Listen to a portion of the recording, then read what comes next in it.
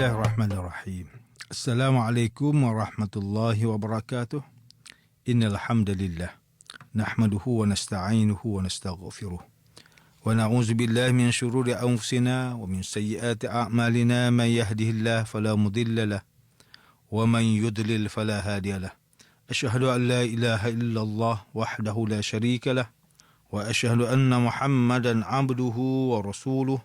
Allahumma salli wa sallim ala sayyidina Muhammad wa ala alihi wa ashabihi wa tabi'in wa man tabi'ahum bi ihsanin ila yaumiddin. A'udzu billahi minasyaitonir rajim.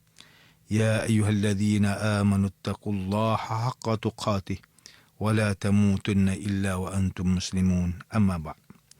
Yang berusaha Tuan Haji Ahmad Nazri Muhammad Yusof selaku penerbit rancangan tafsir Al-Quran dan seterusnya sidang pendengar yang dirahmati Allah Subhanahu wa taala. Alhamdulillah, kita masih berada di penghujung Ramadan. Rasulullah sallallahu alaihi wasallam dalam satu hadis an Aisyah radhiyallahu anha qalat, kana Rasulullah sallallahu alaihi wasallam yajtahidu fil ashril awakhir ma la yajtahidu fi ghairihi. Rasulullah sallallahu alaihi wasallam adalah orang yang bersungguh-sungguh melakukan ibadah pada 10 terakhir daripada Ramadan, tidak sebagaimana yang dilakukan pada malam yang lain. Masya Allah. Ini menunjukkan bahawa Rasulullah sallallahu alaihi wasallam meraih pahala yang berganda-ganda di akhir 10 malamnya terakhir dalam bulan Ramadan. Jom kita sama-sama melipatkan usaha ibadah kita untuk kita mencari dan mendapatkan Lailatul Qadar. Tuan-tuan, puan-puan yang dirahmati Allah Subhanahu wa taala, pada hari ini kita akan menyambung kembali rancangan tafsir Al-Quran bagi siri yang ke-19. Insya-Allah pada kali ini kita akan membicarakan mengenai pentafsiran ayat ke-19 surah Al-Anfal.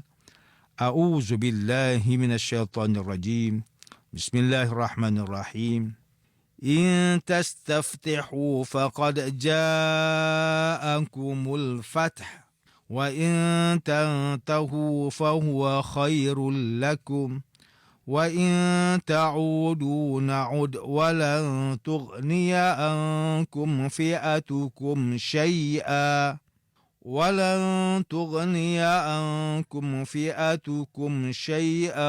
وَلَوْ كَثُرَتْ وَأَنَّ اللَّهَ مَعَ الْمُؤْمِنِينَ.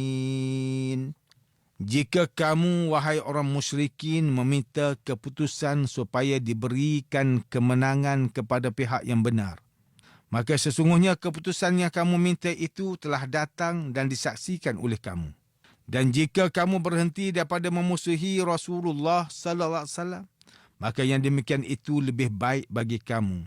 Tetapi jika kamu kembali memusuhi Rasulullah sallallahu alaihi wasallam, nescaya kami juga kembali menolongnya untuk mengalahkan kamu. Dan ingatlah bahawa kumpulan angkatan perang kamu tidak akan sesekali dapat menyelamatkan kamu, walaupun jumlahnya lebih ramai, dan sesungguhnya Allah bersama-sama dengan orang beriman.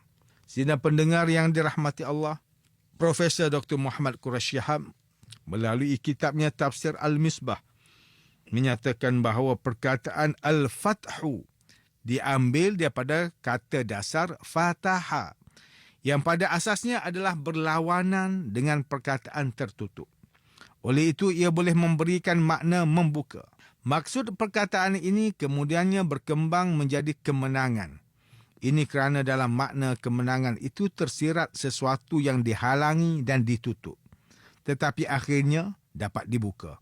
Perkataan ini juga bermakna menetapkan hukum.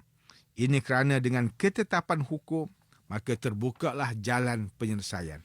Selain itu, air yang keluar dari bumi, iaitu mata air, juga dinamakan sebagai fath, kerana wujudnya sesuatu yang terbuka pada tanah sehingga ia dapat memancarkan air. Perkataan irfan iaitu pengetahuan juga dinamakan sebagai fath kerana ia membuka tabir kegelapan.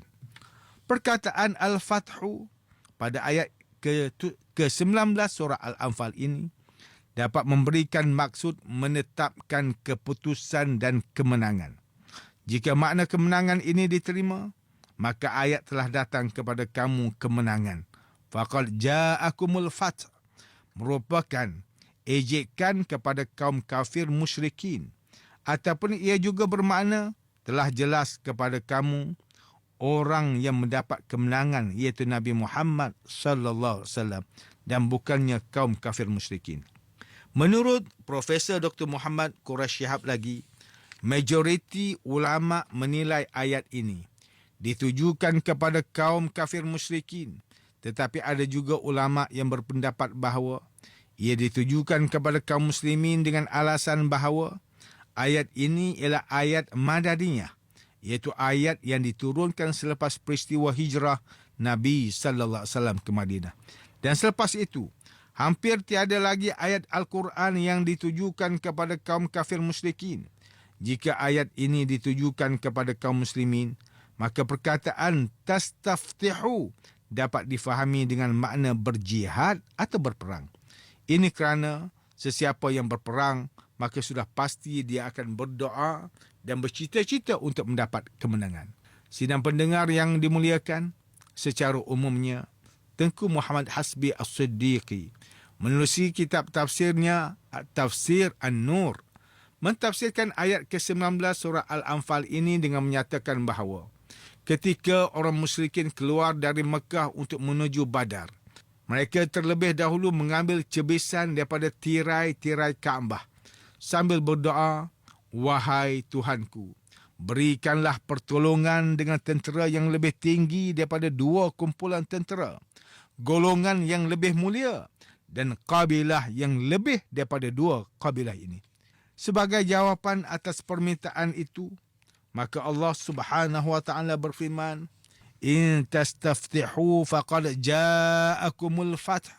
Jika kamu, wahai orang musyrikin, meminta keputusan supaya diberikan kemenangan kepada pihak yang benar, maka sesungguhnya keputusan yang kamu minta itu telah datang dan disaksikan oleh kamu. Menurut Tengku Muhammad Hasbi As-Siddiqi, Allah Subhanahu wa taala menjawab dengan ayat tersebut sebagai suatu penghinaan kepada kaum kafir musyrikin. Jika kaum kafir musyrikin berhenti daripada memusuhi dan memerangi Nabi sallallahu alaihi wasallam, maka itu adalah lebih baik bagi mereka. Ini kerana mereka telah merasai kepahitan dan kesakitan dalam peperangan Badar. Tetapi jika mereka tetap memerangi Nabi sallallahu alaihi wasallam dan kaum muslimin, maka Allah akan kembali untuk menghancurkan mereka. Sesungguhnya kemenangan Rasulullah sallallahu alaihi wasallam dalam peperangan dapat mengukuhkan lagi pemerintahan kaum mukmin. Ayat ke-19 ini juga menjelaskan bahawa pengikut kaum kafir musyrikin tidak akan dapat memberikan apa-apa pertolongan kepada mereka dan tidak akan mampu untuk menolak azab siksaan Allah walaupun jumlah pengikut mereka itu ramai. Sesungguhnya Allah memberi pertolongan kepada orang yang beriman, mengukuhkan mereka dan memberikan taufik untuk menuju ke jalan kemenangan.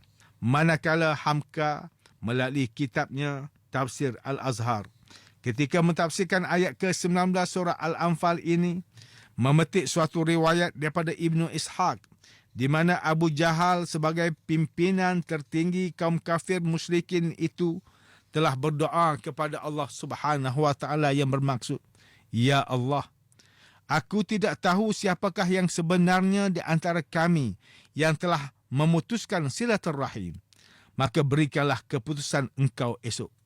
Tetapi apabila berlakunya peperangan Badar, pasukan tentera musyrikin telah kalah, manakala pasukan tentera Islam pula telah menang. Inilah yang disebutkan dalam permulaan ayat ke-19 ini, iaitu jika kaum kafir musyrikin meminta kemenangan, maka permintaan mereka itu telah dikabulkan. Peperangan Badar telah menyaksikan orang yang lebih mulia, lebih tinggi cita-citanya dan lebih suci pendiriannya telah menang dalam peperangan tersebut.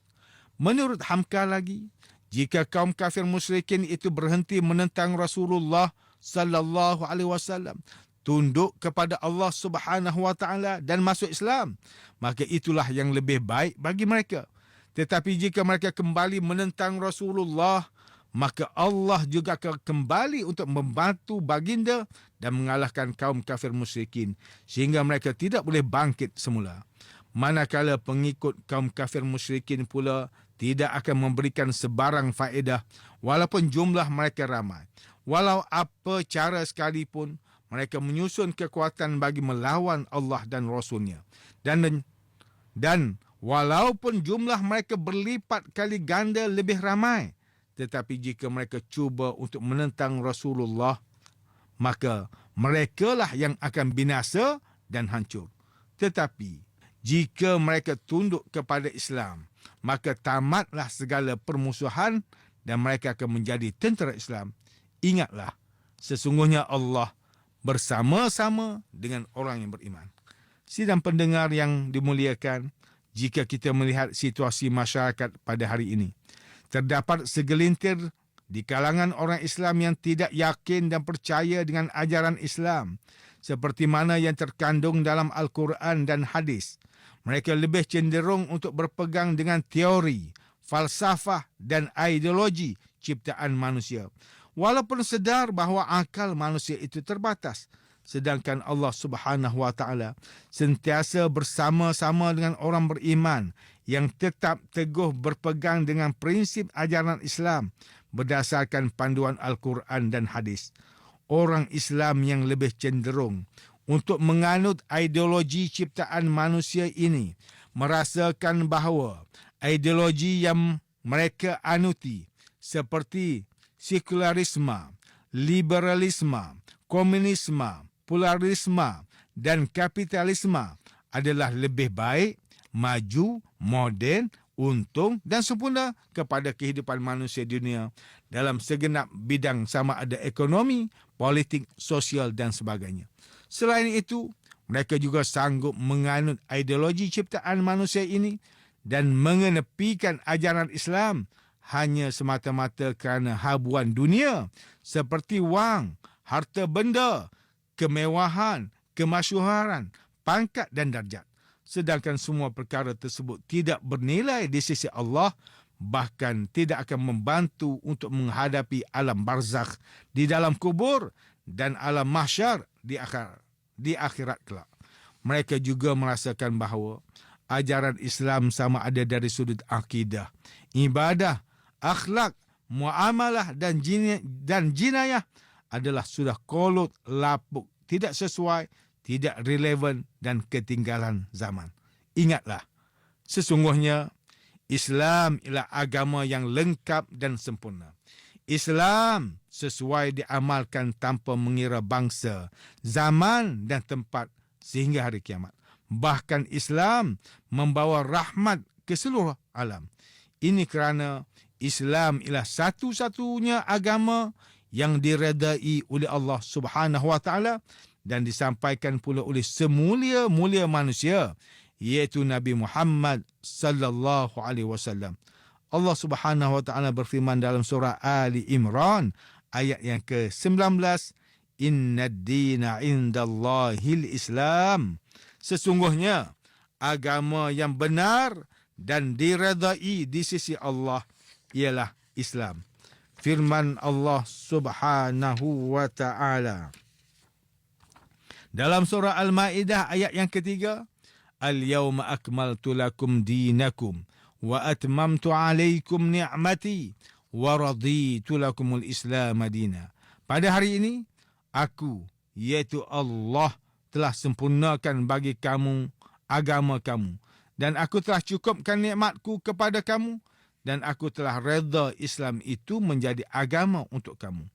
Allah Subhanahu wa taala berfirman dalam surah Ali Imran ayat yang ke-85, wa man yabtaghi ghairal islami dina falan yuqbala minhu wa huwa fil akhirati minal khasirin.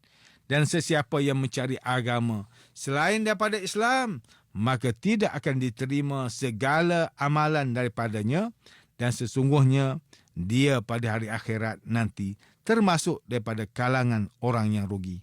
Sidang pendengar yang dirahmati Allah, antara pengajaran yang boleh kita ambil daripada tafsir ayat ke-19 surah Al-Anfal ini ialah, pertama, setiap Muslim hendaklah berpegang teguh dengan ajaran Islam berdasarkan panduan Al-Quran dan As-Sunnah dari segi akidah, syariat, ibadah, akhlak dan seluruh aspek kehidupan manusia. Manakala segala ideologi sesat ciptaan manusia yang bertentangan dengan Islam perlulah ditolak dan dibuang daripada pemikiran umat Islam. Kedua, umat Islam hendaklah mengamalkan segala ajaran Islam dengan penuh yakin, taat, patuh dan ikhlas dalam mengharapkan ridha Allah Subhanahu wa taala.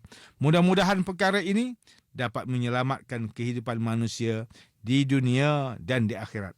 Sidang pendengar yang dirahmati Allah, sekian sahaja rancangan tafsir Al-Quran pada hari ini. Semoga kita semua mendapat manfaat daripada perbincangan ilmu ini. Insya-Allah, mudah-mudahan kita akan bertemu lagi pada siri rancangan tafsir Al-Quran yang akan datang. Wabillahi taufiq wal hidayah. Wassalamualaikum warahmatullahi wabarakatuh.